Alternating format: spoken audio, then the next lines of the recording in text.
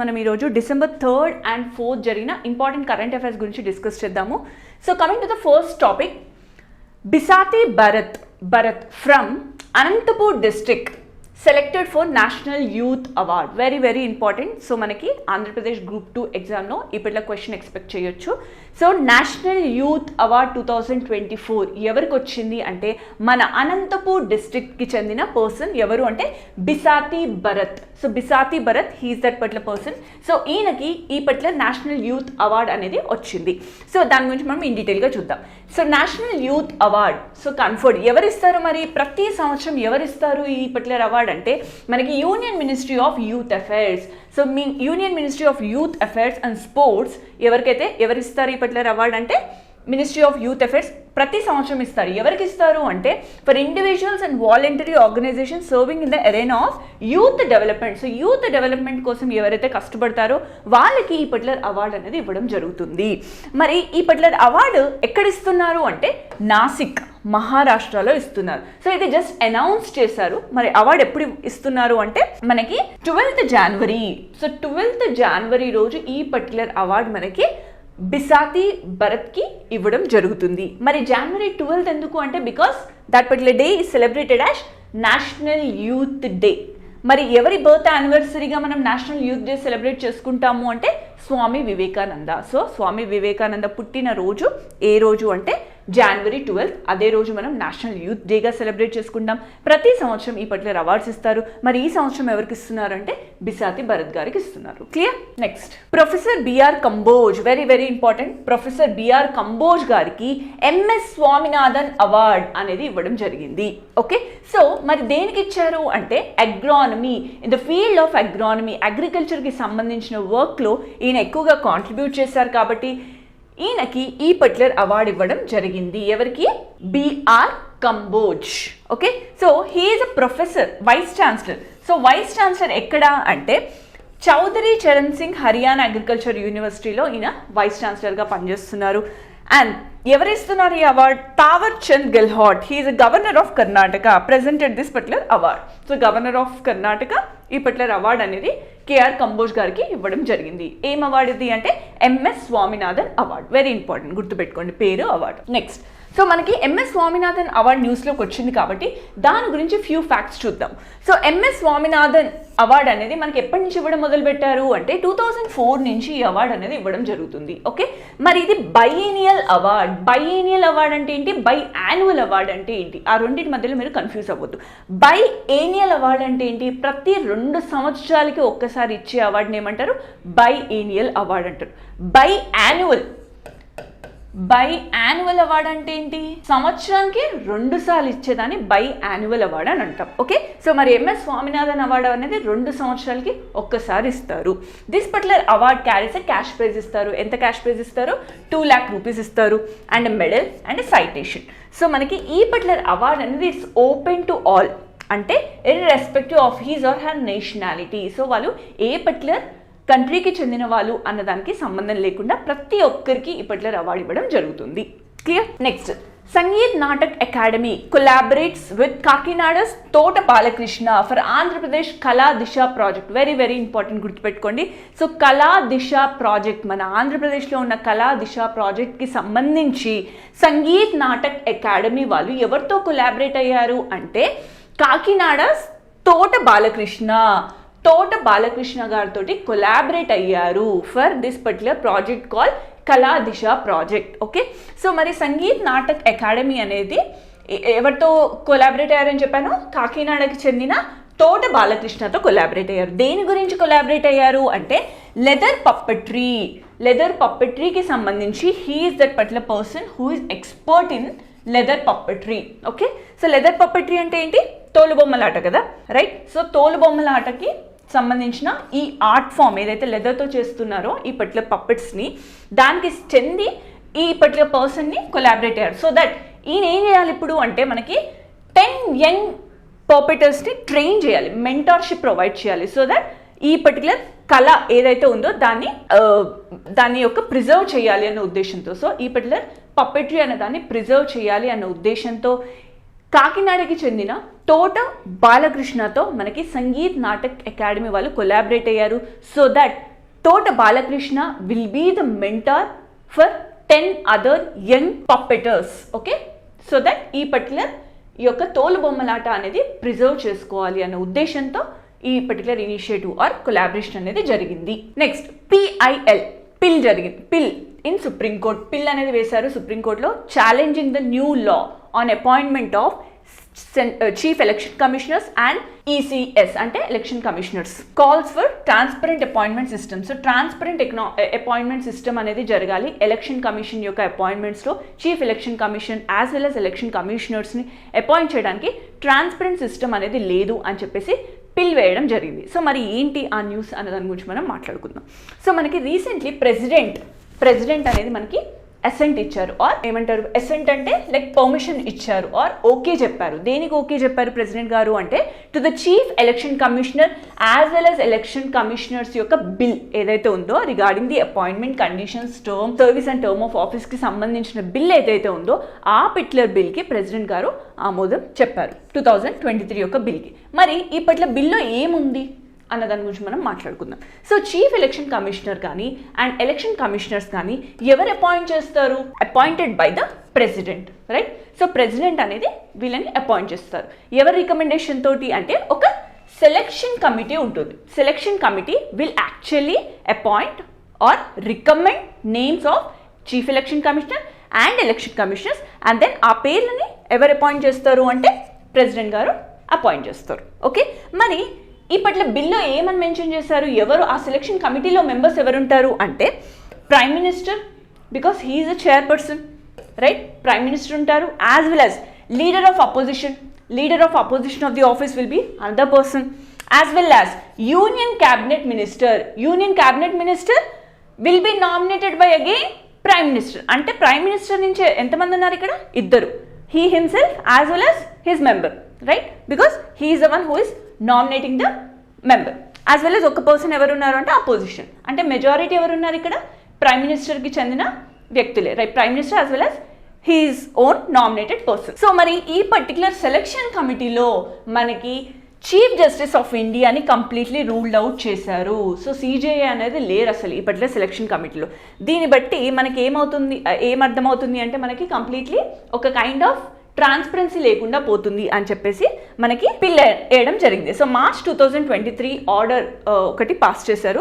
అందులో ఏం చెప్పింది సుప్రీంకోర్టు అంటే prime minister, leader of opposition in the Lok Sabha and CJI chief justice of India ఉండాలి in this particular process of appointing chief election commissioner as well as election commissioners అని చెప్పి మనకి March 2023లో supreme court అనేది ఆర్డర్ ఇవ్వడం జరిగింది. మరి దానికి ఎగనెస్ట్గా ఈ పర్టికులర్ బిల్ అనేది పాస్ చేయడం జరిగింది. మరి బిల్లు ఏమని చెప్పాను? ఓన్లీ ముగ్గురే. ఇక్కడ సిజేఐ లేరు, చీఫ్ జస్టిస్ ఆఫ్ ఇండియా లేకుండా prime minister, leader of opposition as well as cabinet minister nominated by the prime minister. ఈ ప్లేస్లో ఎవరు ఉండాలి? యాక్చువల్లీ సుప్రీంకోర్టు ఆర్డర్ ప్రకారం చీఫ్ జస్టిస్ ఆఫ్ ఇండియా ఉండాలి, right? So chief justice of India లేకుండా మనకి ఈ పర్టికులర్ పర్సన్ అనేది పెట్టడం జరుగుతుంది. That is cabinet minister to be nominated by the prime minister. అందుకోసమని ట్రాన్స్పరెంట్గా లేదు సిస్టమ్, అపాయింట్మెంట్ సిస్టమ్. అందుకోసం అనేసి పిల్ అనేది మనకి సుప్రీంకోర్టులో వేయడం జరిగింది. So this is about the news. Next very important, Jammu and Kashmir. So Jammu and Kashmir becomes first union territory to implement PM Vishwakarma Yojana. So PM Vishwakarma యోజనని ఫస్ట్ ఎవరు ఇంప్లిమెంట్ చేశారు? Which is the first union territory అంటే it's Jammu and Kashmir. So మనకి PM Vishwakarma Yojana అనేది న్యూస్లోకి వచ్చింది కాబట్టి దానికి సంబంధించిన డీటెయిల్స్ చూద్దాము. But Jammu and Kashmir has become the first state to implement this particular scheme అనేది గుర్తుపెట్టుకోండి. మరి ఈ స్కీమ్ గురించి మనం మాట్లాడుకుందాం. So PM Vishwakarma is a central sector scheme. Okay, it's not a state sponsor scheme, it's a central sector scheme. మరి ఎప్పటి నుంచి లాంచ్ చేశారు దీన్ని అంటే 17th September 2023 నుంచి దీన్ని లాంచ్ చేయడం జరిగింది. టు ప్రొవైడ్, సో మరి పిఎం విశ్వకర్మ యోజన దేనికి సంబంధించి అంటే ఆర్టిజన్స్ కానీ క్రాఫ్ట్ పీపుల్ ఎవరైతే ఉంటారో చేతులతో అండ్ హ్యాండ్ టూల్స్తో పనిచేస్తారు కదా, హ్యాండ్స్ కానీ టూల్స్తో పనిచేసే వ్యక్తులకి ఈ పర్టికులర్ స్కీమ్ అనేది ఆర్ యోజన అనేది తీసుకొని రావడం జరిగింది to support the artisans and crafts people. So మరి ఏ కైండ్ ఆఫ్ సపోర్ట్ ప్రొవైడ్ చేస్తారు వీళ్ళు ఈ పర్టికులర్ యోజన కింద అంటే ఒకటి they will be provided training ఇస్తున్నారు and at the same time వీళ్ళకి స్టైఫండ్ కూడా ఇస్తారు. Stipend of 500 rupees per day 500 rupees stipend వస్తుంది. And free modern tool kit కూడా ఇస్తున్నారు, that is worth of 15,000 for train Vishwakarmas. Alright, additionally దీంతో పాటుగా ఇప్పట్లో యోజనలో ఏం ప్రొవైడ్ చేస్తున్నారు అంటే they will be provided credit based soft loans. So వాళ్ళకి క్రెడిట్ బేస్డ్ సాఫ్ట్ లోన్స్ కూడా ప్రొవైడ్ చేస్తున్నారు with very low interest. Alright, దేనికోసం అంటే వాళ్ళ యొక్క ప్రోడక్ట్స్ని మార్కెటింగ్ చేసుకొని మంచి బిజినెస్ చేయాలి అనే ఉద్దేశంతో, వాళ్ళ యొక్క బిజినెస్ని ఎక్స్పాండ్ చేసుకోవాలి అనే ఉద్దేశంతో క్రెడిట్ బేస్డ్ ఫెసిలిటీస్ కూడా ఇప్పట్లో యోజనలో ప్రొవైడ్ చేయడం జరుగుతుంది. Clear? Next, NASA Juno spacecraft reveals closure images of Jupiter's volcano moon Io. Very very important. So ఎలా వస్తుంది క్వశ్చన్ అంటే జూపిటర్ యొక్క వాల్కనిక్ మూన్ ఏది అని అడుగుతారు మనకి. ఇట్స్ లో. ఓకే, లో ఇస్ ద మూన్. ఓకే, లో మూన్ ఎక్కడుంది అంటే ఇట్స్ జూపిటర్స్ మూన్. అక్కడ లోలో మనకి ఏంటి ఎక్కువ వాల్కనిక్ ఎరప్షన్స్ అనేవి ఎక్కువగా జరుగుతాయి. సో మనకి జూనో స్పేస్ క్రాఫ్ట్ ఎవరిది అంటే బిలాంగ్స్ టు నాసా వాళ్ళ యొక్క జూనో స్పేస్ క్రాఫ్ట్ అనేది ఏం చేసింది అంటే మన యొక్క ఈ యొక్క మూన్లో ఏదని చెప్పాను, it's volcanic moon of Jupiter. So ఆ యొక్క మూన్ ఇమేజెస్ ని దగ్గర నుంచి క్యాప్చర్ చేసింది ఏది, Juno spacecraft. Okay, so Io other the any other mission has in the last 2 decades. So గత 20 సంవత్సరాలుగా ఏ పట్ల స్పేస్ క్రాఫ్ట్ కూడా ఇంత క్లోజర్ ఇమేజెస్ని క్యాప్చర్ చేయలేకపోయింది. So for the first time Juno spacecraft అనేది మనకి లో మూన్ యొక్క క్లోజర్ పిక్చర్స్ని క్యాప్చర్ చేయగలిగింది. సో పాసింగ్ విత్ ఇన్ ఎంత దగ్గరికి వెళ్ళింది, 1500 కిలోమీటర్లు ఆర్ 930 miles దగ్గరగా వెళ్ళింది అనమాట. మూన్ దగ్గరికి వెళ్ళి most volcanic body in the solar system. Okay, so solar సిస్టంలోనే Io is a most volcanic activity అనేది అక్కడ జరుగుతూ ఉంటుంది. ఆ పర్టికులర్ ఇమేజెస్ని క్యాప్చర్ చేయగలిగింది. The only time a spacecraft మరి ఓన్లీ 2001. సో 2001లో నాసా వాళ్ళదే గెలీలియో స్పేస్ క్రాఫ్ట్ అనేది మనకి 181 kilometers దగ్గరికి వెళ్ళి సౌత్ పోల్ దగ్గర అంత క్లోజర్కి వెళ్ళగలిగింది. అండ్ నెక్స్ట్ ఎవరు వెళ్ళారు ఇప్పుడు అంటే జూనో స్పేస్ క్రాఫ్ట్ వెళ్ళగలిగింది. ఓకే, జూనో స్పేస్ క్రాఫ్ట్ ఎప్పుడు లాంచ్ అయింది జూనో స్పేస్ క్రాఫ్ట్ అంటే 2011లో ఈ పర్టికులర్ జూనో స్పేస్ క్రాఫ్ట్ అనేది లాంచ్ అయింది. టు స్టడీ, దేనికోసం ఈ జూనో స్పేస్ క్రాఫ్ట్ అనేది లాంచ్ చేయడం జరిగింది అంటే టు స్టడీ జూపిటర్ యొక్క కాంపోజిషన్ అండ్ దాని యొక్క గ్రావిటీ ఫీల్డ్ కానీ మ్యాగ్నెటోస్పియర్ తెలుసుకోవడం కోసం కానీ మ్యాగ్నెటిక్ ఫీల్డ్ అవన్నీ స్టడీ చేయడం కోసం మనకి జూనో స్పేస్ క్రాఫ్ట్ అనేది పంపించడం జరిగింది by NASA. Okay, next, India records 9.3 lakh cancer deaths, ranking second highest in Asia. Lancet స్టడీలో మనకి ఏమని చెప్తున్నారు అంటే మన ఇండియాలో ఏషియాలోనే సెకండ్ పొజిషన్లో ఉంది, క్యాన్సర్ యొక్క డెత్స్ అనేవి ఎక్కువగా జరుగుతున్నాయి, మన ఏషియాలో సెకండ్ పొజిషన్లో ఉంది అని చెప్పేసి మనకి లాన్సెట్ స్టడీ అనేది చెప్తుంది. ఓకే, సో ఈ పర్టికులర్ స్టడీలో ఏమని చెప్తుంది అంటే Lancet regional health south east Asia journal ఏమని చెప్తున్నారు అంటే మన India has registered about 12 lakh new cancer cases, alright, as well as 9.3 lakh deaths in 2019, becoming the second highest contributor to the disease burden in Asia for that year after China. So China tarvata second highest burden ఏ కంట్రీలో ఉంది అంటే ఏషియాలో ఎవరు అంటే it's India. Okay, so China తర్వాత India తర్వాత Japan. So ఈ 3 countries are the top అన్నమాట. ఎందులో అంటే మనకి క్యాన్సర్ డెత్స్ అనేవి ఎక్కువగా జరుగుతూ ఉన్నాయి. Okay, in terms of number of new cases register అవ్వడం కానీ డెత్స్ కానీ మన ఏషియాలో ఎక్కువగా జరుగుతుంది. ఇండియాలో సెకండ్ పొజిషన్లో ఉంది. In Asia the leading cancer was that of, మరి ఎక్కువ క్యాన్సర్స్ ఏవి ఎక్కువగా వస్తున్నాయి అంటే ఒకటి tracheal cancer, bronchus cancer and lung cancer. So ఈ పర్టికులర్ క్యాన్సర్స్ అనేవి ఎక్కువగా కేసెస్ అనేవి వస్తున్నాయి అని చెప్తుంది report. Next, Russia assumes BRICS 2024 chairmanship. Very very important. So మనకి బ్రిక్స్ 2024 చైర్మన్షిప్ ఎవరుగా ఏ కంట్రీ ఉండబోతుంది అంటే ఇట్స్ రష్యా. వెరీ ఇంపార్టెంట్, గుర్తుపెట్టుకోండి. సో రష్యాస్ 2024 బ్రిక్స్ చైర్మన్షిప్ ఎప్పటి నుంచి స్టార్ట్ అవ్వబోతుంది అంటే January 1st, 2024 నుంచి మనకి బ్రిక్స్ సమ్మిట్కి చైర్మన్షిప్ ఎవరు అంటే Russia. Okay, Russian president Vladimir Putin share the motto. So motto ఏమని చెప్పారు, strengthening multilateralism for equitable global development and security అని చెప్పారు. అండ్ 16th బ్రిక్స్ సమ్మిట్ ఎక్కడ జరగబోతుంది, ఇది కజాన్ ఎక్కడుంది, రష్యాలో ఉంది. October 2024లో జరగబోతుంది ఈ పట్ల బ్రిక్స్ సమ్మిట్. ఓకే, సో మరి బ్రిక్స్ న్యూస్లోకి వచ్చింది కాబట్టి మరి బ్రిక్స్ మెంబర్స్ ఎవరు, దాని యొక్క హెడ్ క్వార్టర్స్ ఎక్కడున్నాయి అన్నది కూడా మీరు తెలుసుకోవడం చాలా ఇంపార్టెంట్. ఓకే, సో మరి బ్రిక్స్లో ఫస్ట్ ఇనీషియల్ ఎంతమంది ఉండే బ్రిక్స్ యొక్క దాంట్లో అంటే ఒకటి B for Brazil, R for Russia, I for India, C for China, S for South Africa. So initially BRICS form అయినప్పుడు these were the only countries. ఇప్పుడు ఎంతమంది ఉన్నారు అంటే నవ్ ఇంక్లూడ్స్ 10 కంట్రీస్ ఉన్నాయి మొత్తం. ఓకే, మరి ఏ కంట్రీస్ అన్నది కూడా మీరు గుర్తుపెట్టుకోవాలి. Egypt, Ethiopia, Iran, Saudi Arabia, UAE join BRICS as new members. ఓకేనా, so Iran, Saudi Arabia, ICU, EE, right, E for Egypt, E for Ethiopia, Saudi Arabia, Iran. Okay, ICU అని గుర్తుపెట్టుకోండి. Iran, Saudi Arabia, Ethiopia, Egypt. Okay, so ఇలా మీరు just ఒక trick పెట్టుకొని ఏదన్నా like if not this ఏదన్నా వేరే trick పెట్టుకొని బట్ బ్రిక్ కంట్రీస్ అని గుర్తుపెట్టుకోవడం చాలా ఇంపార్టెంట్.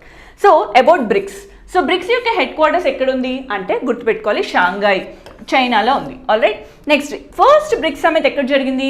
రష్యాలో జరిగింది. ఎక్కడ, ఎప్పుడు అంటే 2009లో.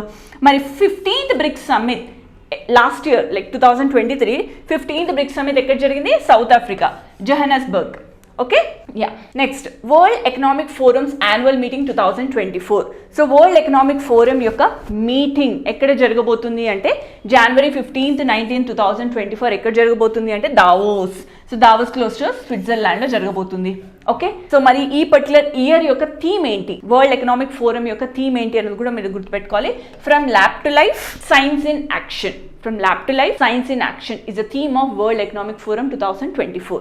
మరి వరల్డ్ ఎకనామిక్ ఫోరం న్యూస్లోకి వచ్చింది కాబట్టి దాని యొక్క హెడ్ క్వార్టర్స్ ఎక్కడ ఉన్నాయి, వరల్డ్ ఎకనామిక్ ఫోరం వాళ్ళు రిలీజ్ చేసే డిఫరెంట్ రిపోర్ట్స్ ఏంటి అన్నది కూడా మీరు తెలుసుకోవాలి. సో వరల్డ్ ఎకనామిక్ ఫోరం అనేది it's Switzerland's non profit organisation. Okay, ఇది ఒక నాన్ ప్రాఫిట్ ఆర్గనైజేషన్. ఎప్పుడు ఎస్టాబ్లిష్ అయింది వరల్డ్ ఎకనామిక్ ఫోరం అంటే 1971లో దీన్ని ఎస్టాబ్లిష్ చేశారు. ఇది ఎక్కడ ఉంది అంటే జెనీవా, స్విట్జర్లాండ్, దాని యొక్క హెడ్ క్వార్టర్స్ ఉంది. ఓకే, మరి some major reports world economic forum వాళ్ళు రిలీజ్ చేసే మేజర్ రిపోర్ట్స్ ఏంటి అనేది మీరు ఖచ్చితంగా తెలుసుకోవాలి. బికాస్ ఇది మనకి MCQsలో అడిగే ఛాన్సెస్ ఉంది. సో మనకి ఈ పర్టికులర్ రిపోర్ట్స్ గుర్తుపెట్టుకొని these particular reports are released by World economic Forum. ఏవేవి? ఒకటి energy transition index, global competitiveness index report, global gender gap report, global risk report, global travel and tourism report. So ఈ particular reports అన్ని మనకి ఎవరు release చేస్తారు? World economic Forum. Okay, thank you so much.